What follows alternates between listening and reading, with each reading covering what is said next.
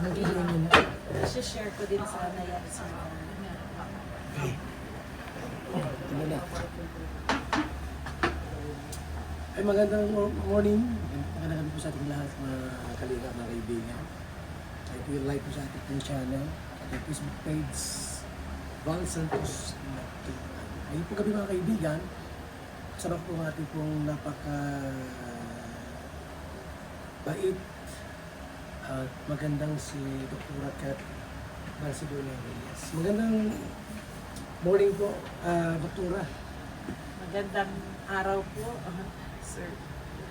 So, Magandang araw po, Sir Val. Thank you po. alam niyo po, napaka-busy po ni Doktora po at marami siyang mga pinagkakabalahan. Biyahe doon, biyahe dito. Pero natsabahan po siya ngayong araw po mga kaibigan. At sana nakita po si Dok na personal para makausap po natin. Dok, ilang taon na po kayo? Wow! Ay, malalaman. Parang ayoko yata yung kaala.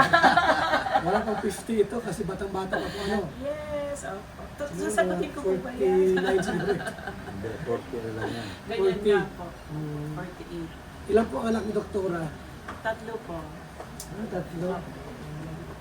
Ilang taon, Dok, yung panganay po ninyo?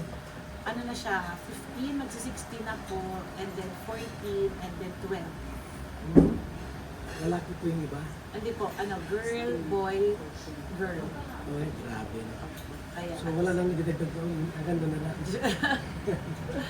wala. Dok, kayo po yung tumatakbong congresswoman Yes po. sa First District. Okay. Bali, sakop niya po ay Bunong Bayan po, ano? Yes po. Labo, Labo, Paracale, Panganiban, Kapalonga, Santa Elena. sa Second District, bali pito pala. Opo, 7 po. Kasi 12 town po ang Camarines Norte. Tama. So, kung sakali, Dok, ay, di masakali, kung talagang mananalo po kayo, ano po ang una nyo gagawin sa pagpupuno po sa distrito po ng First distrito? district. Opo.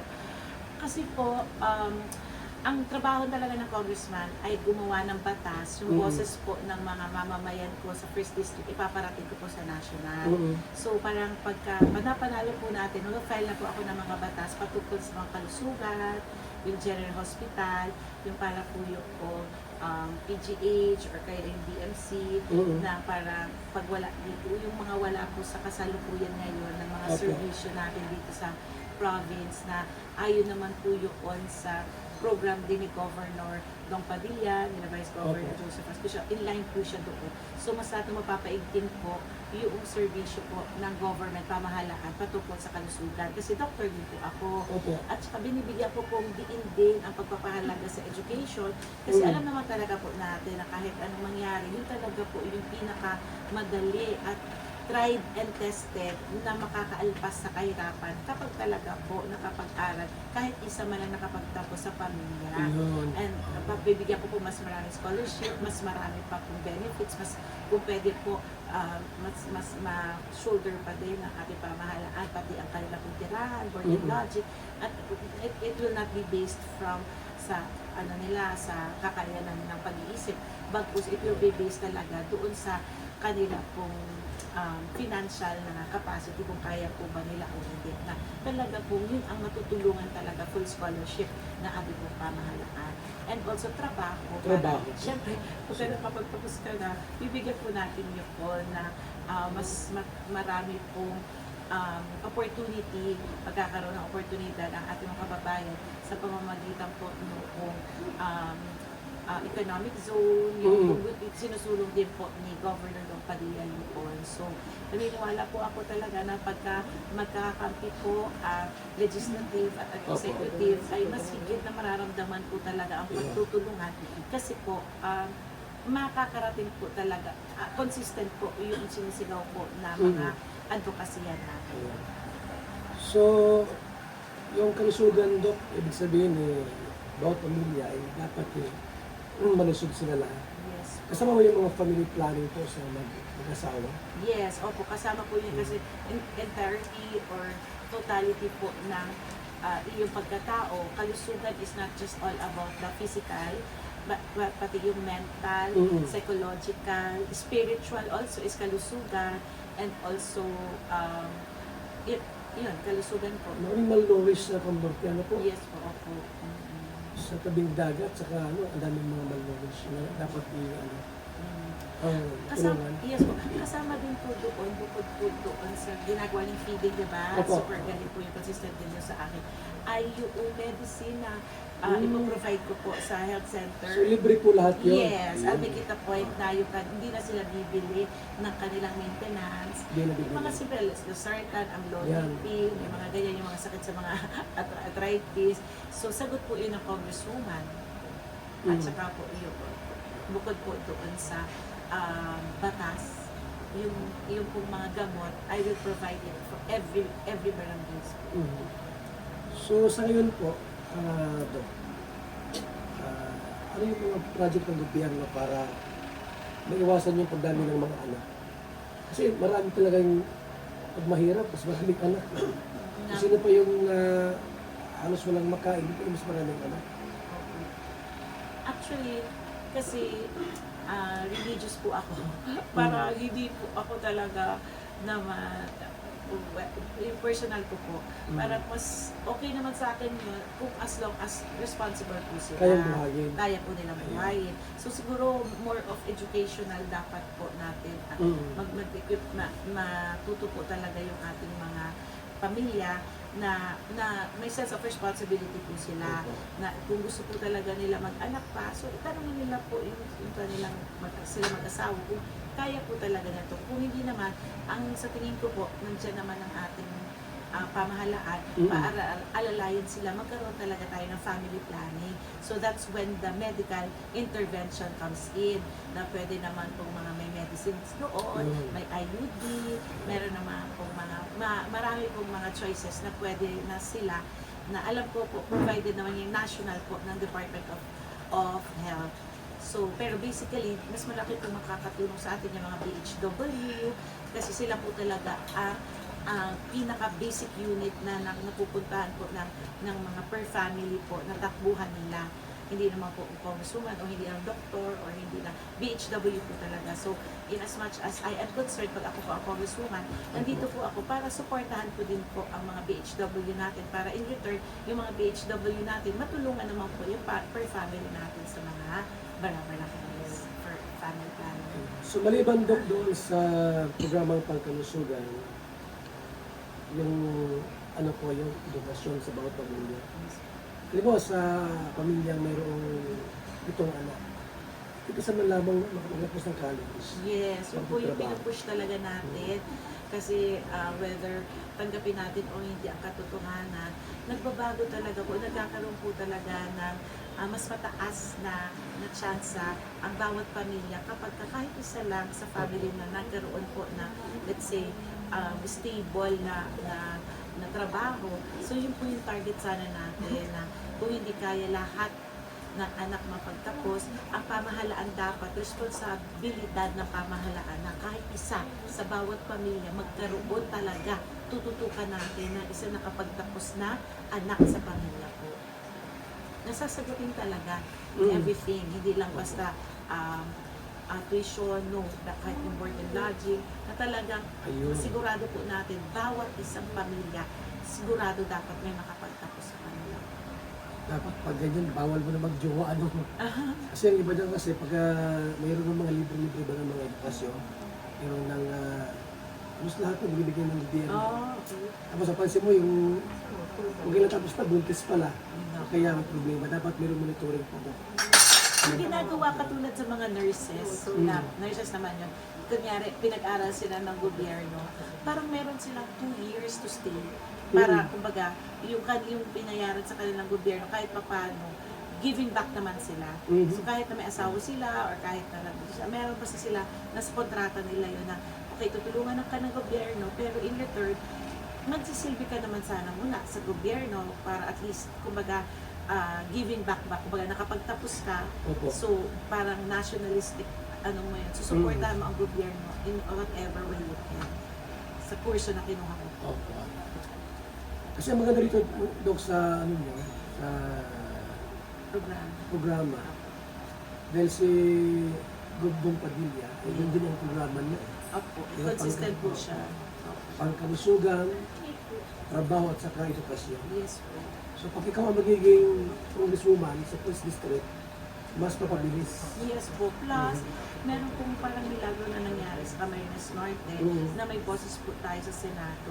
Ayun, So we will maganda. make most out of it. Let's say, yung one city, one province, sisiguraduhin po natin na kasi api-api baga ang Camarines Norte, tayo na lang po yung walang syudad. Pag-iwanan. So, pag-iwanan. So gusto po natin yung tumaas yung kalidad ng buhay natin. Sana po talagang ipupush natin yung one city, one province na yan. Na meron po tayo ngayon kakampi si Senator Robin Padilla. So, kumbaga, susulitin lang po natin yung pagkakataon na yun. So ano po dyan, mayari po yan, Doc, Rosemary sa First District, Yes po. tapos sa Second District, First district po ako, First si district. Congress po ang second. Opo. tapos plus yung gobernador natin, Opo. malakas yung ano niya, Versa, Yes. na lahat ng programa ay pwede mangyari, Opo. pwede matupad. Yes. Tapos, andyan pa si Mayor Parale, di ba? Yan naman yung kamera sa kanya. Yan. Buti at napasama natin sa grupo ninyo. Opo. Sobrang po yan. Siya ay inspiration ng lahat. Sobrang ganda po ng ano talaga niya, talambuhay niya. Alam po yan ng lahat, nahiwalaya. Yan talaga laban, lumalaban siya sa lahat, bawat hamon ng buhay. Super living inspiration siya sa lahat, sa napakaraming tao. Kasi hippie po siya dati. Basta sobrang inspired po ako dyan sa buhay niya. At I'm sure hindi lang po ako. Anong pakiramdam, sir, na nasa team po ng ano? Team Matapat. Matapat. Anong pakiramdam niyo po, sir?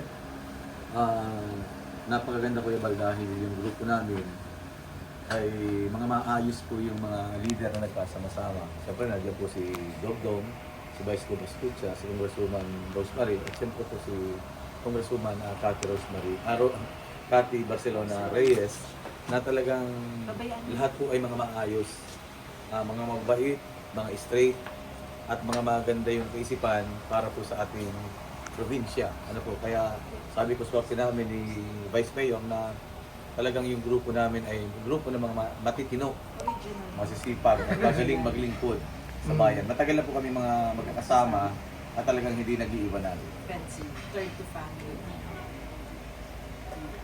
Parang pamilya na rin po kami.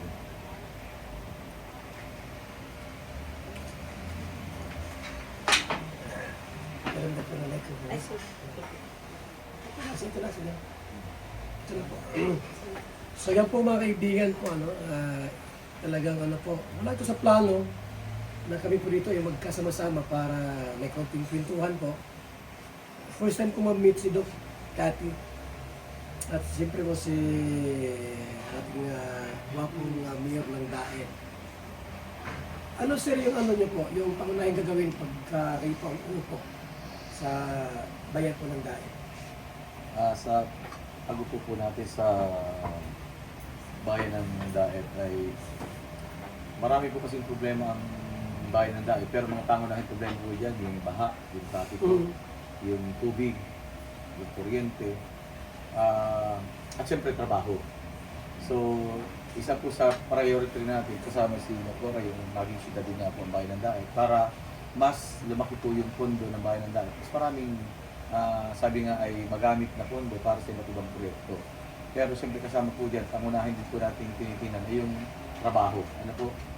Doon sa trabaho, yung palakasin po yung turismo, palakasin po yung festival natin, yung Pinyasan Festival, magkaroon po ng surfing festival, at magkaroon ng monthly activity sa Bagasbas, magdagdag ng mga tourist destination sa bayan ng Daet para lumakas po yung turismo. At pangunahin din po natin na matapos yung comprehensive land use program para yung pong kagamitan ng lupa dito sa bayan ng Daet ay maisaayos para yung mga investor po pag pumunta dito sa bayan ng Daet, mag-i-start na lang po sila ng business nila dahil hindi na kailangan magproseso ng reclassification ng lupa mula sa agricultural papuntang commercial. So magdadagdag din po yun ang trabaho dito po sa ating bayan. Kasi ko lang po, no, Mayor, parang malungkot yung Daet ng mga nakalipas ng panahon. Parang tahimik siya. Nasaan yung ano, yung Pinyasan Festival? Wala na ba yun? Nandyan pa rin po, kaya Nandyan pa rin ba yun? hindi nga po naging priority. Mm. Yung pong turismo dito sa bayan ng Daet ay parang nawala. So, ibabalik ko po yun pagkasakali kayo pumuupo na. Tama po, yung sigla po ng bayan ng Daet ay ibabalik natin dahil pag may turista po, ay may pera at may pondo. At saka siyempre may hanap buhay yung ating mga kababayan may trabaho. At ang sinasabi nga po natin dito, dapat ay responsible tourism para pati po yung ating mga kababayan ay magipag-participate. Dapat alam nila kung paano pagtrato sa turista at dapat lahat ng hotels, lahat ng restaurant ay magkaroon ng mga ISO training, pati yung mga tricycle driver Ayun. para maganda po yung ugnayan ng turismo, ng turista at ng ating mga kababayan. Tsaka maganda, maganda rito kasi kasama mo sa programa ang Vice Mayor natin na dating may bahay ng Mayor ng Daet Opo, opo. na magaling siya sa ganung programa. Tama po. Pagyasan at saka, di ba? Promosyon, tourism. Masaksihan ko. Ano kaya, sir, mabutit nagkatanding kayong dalawa, no? Opo, opo, opo. Pero idadagdag ko rin nga pala po kanina, hindi ko na daanan, yung basura rin po ipapriority Ayun. natin. Opo, dahil kung titingnan po ninyo, masyado rin madumi na ang bayan ng Daet. Oo nga Dahil po, grabe. hindi naman talaga nakukuha yung mga basura sa bawat barangay, sa bawat apuro. At kuminsan nga, makikita po ninyo maraming nag-uusok dahil yung iba nating mga kababayan ay bumabalik sa pagsusunog na yun naman po talaga ay pinagbabawal ng ating pong batas. Kaya yun po din ang isa sa priority natin na magawan po talaga natin ang maayos na solusyon para mapalinis po natin, mapaganda ang bayan ng Daet dahil kadugtong din po yun ang turismo, turista, tama po. Ito, sir, last na lang po, bakit ikaw ang dapat iboto ng mga taga-Daet? Opo. Unang-una po si Mayor Parali po ay matagal na po naglilingkuran, malawak ang karanasan, malinis ang pangalan, at tayo po ay, sabi nga ay subok ang kayanan. Ano po, ako po ay isang abogado rin naman, at sabi nga, yun po pa yung abogado ay napakahalaga dahil napakarami pong problemang dinaranas ngayon ng Daet. Mas lalo pa po, kahit nga po yung ating munisipyo ay hindi pa po nakapangalan sa munisipyo ng Daet. Ano po, kahit po yung mga subdivisions, wala pa po naka-turnover na mga playgrounds at saka streets. Marami po, sabi nga, kahit po marami pa rin po tayo dito mga illegal settlers sa bayan ng Daet, marami po tayong naasikasuhin na dapat yung ating mga kababayan na matagal ng naninirahan sa kanilang lugar, dapat po maiayos natin para ma-turnover na rin po sa kanila yung pagmamayari ng kanilang mga lupain. Marami pong mga bagay-bagay na magagawa ko na hindi kaya ng ating pong mga kalaban. Marami na, sir, na dumaan ng mga mayor dito sa Daet. Pero until now, ano pa rin siya? Hindi pa rin siya city. Opo, opo. Ano kaya mong i-investigate? Pipilitin po natin, una may sinasabi po si Doktora kanina na one province, one city. Pero ang isa pa pong formula ko nga pong tinitingnan dito kasi ang kulang na lang po natin ay populasyon. Ang income po natin ay nasa 160 million pataas, 100 million lang naman na kailangan patuloy tayo. Kaya dapat magkaroon tayo ng populasyon o kaya ay land area. Ang land area po hindi pwede dahil ang land area lang natin ay 5,117 hectares. Ang kailangan ay 10,000. Pero sa populasyon po, nasa more or less 130 tayo. Sa mga 20,000 na lang po ang kailangan natin. At ang formula po natin, yung mabilis po na pag-asenso ng bayan ng Daet, kaya asenso o Daetan yung team namin. Pag mabilis po kasi ma-asenso yung lugar, yung tendency po ng tao ay papunta po dun sa mga ulad na lugar. At yun po ang paraan, mas mabilis na paraan para mas mabilis na dumagdag yung bilang ng populasyon.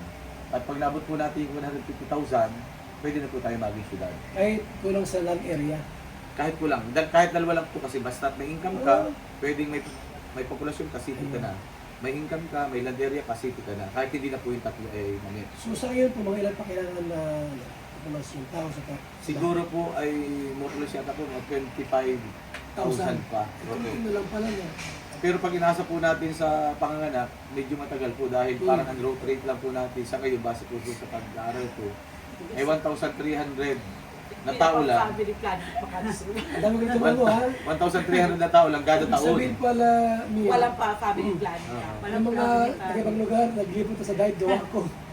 Marami na, yung mga nagpabahay dito. Ay, nice. Mga natin mga- Very good. Kaya kasama na nga rin po yung mga pagpapabahay, kasama po yun sa plano natin na bumili ng Ayun. lupain ang local government unit ng Daet para To boost the makapag population. ano po tayo, yung resettlement area at makapagpadagdag po ng mga pabahay dito para ma-encourage din na po natin yung mga kalapit bayan natin na pumunta ng dahil para madagdagan po ang ating populasyon.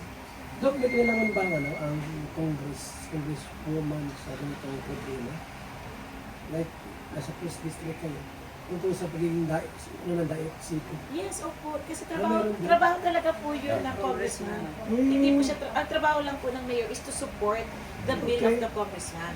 Ang talaga pong tunay na magkikipag laban po sa kongreso. Kasi ano po yun batas yun. Ay, congressman, Batas, congresswoman po. Parang kukulitin lang po namin yung mayor doon sa requirements. Pero in actuality of the matter, it should be the Congress who will, ano po, So kahit ikaw nasa decide. first district, sa Ah. mo pa rin yun. Yes, pero syempre para sa akin, yung sa first district ko po ang gusto ko, Labo. Lago. Opo. Kasi yun po ang akin. Kasi yun ang sakto po yun sa land, tapos sa Okay. population, tapos sa... Oo nga, mas mabilis at yung lago. Opo. So, pero In syempre, terms of matutulungan. financial, yung mga taxes, Yes po, income, opo. Medyo, opo.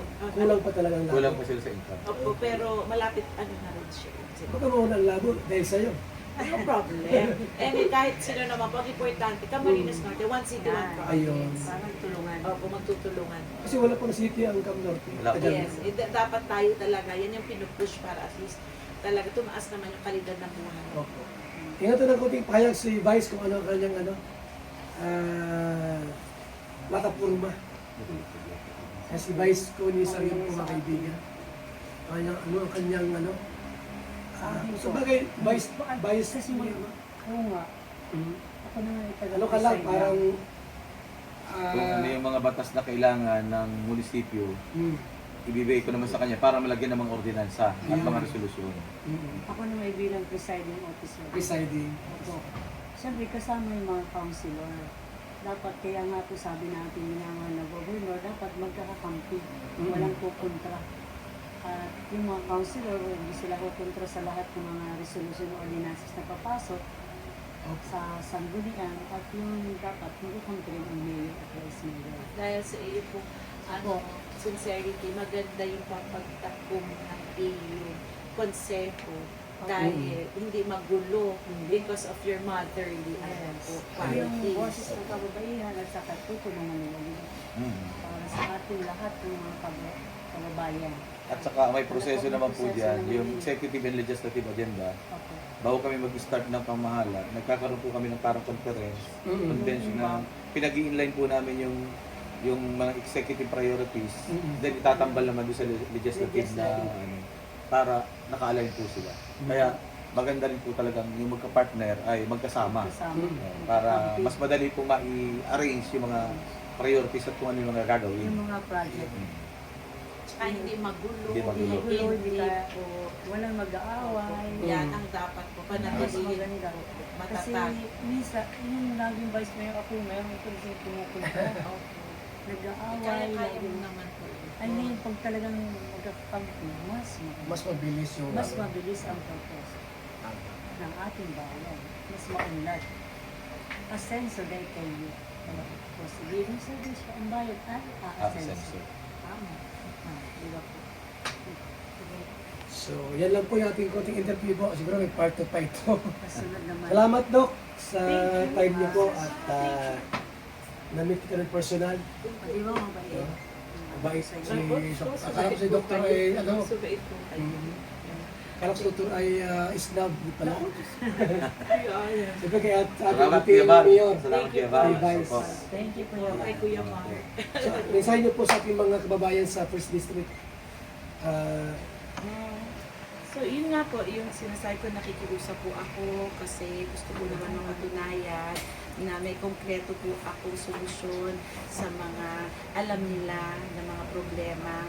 Sabi nila, ang hinaing nila, gusto po nila na mahabang buhay, masaya, at malusog na pamumuhay. O, doktor po tayo, may talino, may puso, may konsensya.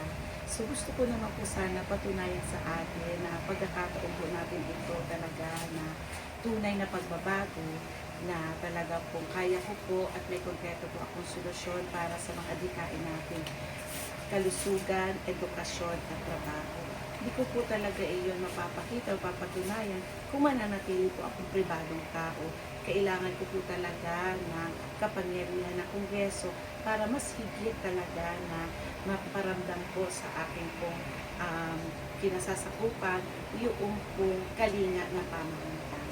At alam ko po na hindi niyo pagsisisihan talaga po ipagpa-proud ninyo na tinulungan niyo po si Dr. Nakati magmuli na congresswoman, lalo tigit ngayon kakampi natin ang Kapitolyo at Senado at munisipyo. So, nakikiusap po ako. Sana po ngayon ay talaga mapagbigyan-bigyan ako maging congresswoman. Thank you very much, sir. Sa ating pong butihing mayor, last ano po message po sa ating kababayan? So sa ating po mga kababayan, ako po ay nagtulungan, hindi po kayo magsisisi. Si Mayor Parali po ay sabi nga ay handang-handa, may sapat na kayhan, may sapat na karanasan, at may sapat na talino, mabuting puso para maging mahusay na lingkod ng ating bayan. Mayor Anthony Parali, number 2 po sa balota. Sa ating pong Vice Mayor, Connie Sarion. Siyempre po sa akin po, dati na tayong Vice Mayor, magbabalik lang bilang Vice Mayor sa Bayan ng Daet. Ako naman po ay ginalingan ko naman po ako naglingkod, wala naman tayo nasakta na kababayan natin, hindi tayo na dawit sa korupsyon. At siyempre po, may pusong ina na dadalhin at boses ng kababaihan dadalhin sa sangguniang bayan. At lalong-lalo na po, isang ina, isang babae, may paninindigan at matatag. Bukas na po ang aking puso para paglingkuran ko po ang bayan ng Daet. Sa inyo pong lahat, Connie Bilal Masario, number 3 sa balota. Kung sa Naga, si Lenny. Sa Daet, dapat si Connie. Thank you po ba, Kuya Bar? So, mga kalingap na kaibigan, parating po na Mayo 12 po, hindi kalimutan, Kati Marcelarias, number 1. Sa balota. Thank you. Tama pala, Sa 1, 2, 3 balota. tayo. Sunod-sunod po. Godfrey Parali, number 2 sa balota. For Ako Mayor po, number Parandae. 3. Vice Mayor Connie Sarion, Number 3 sa number balota. 3. Sa Aim shot. 3. Maraming salamat po. Mabuhay, God bless. Salamat po. Thank you. Naku, malaking tulong talaga si Sultan.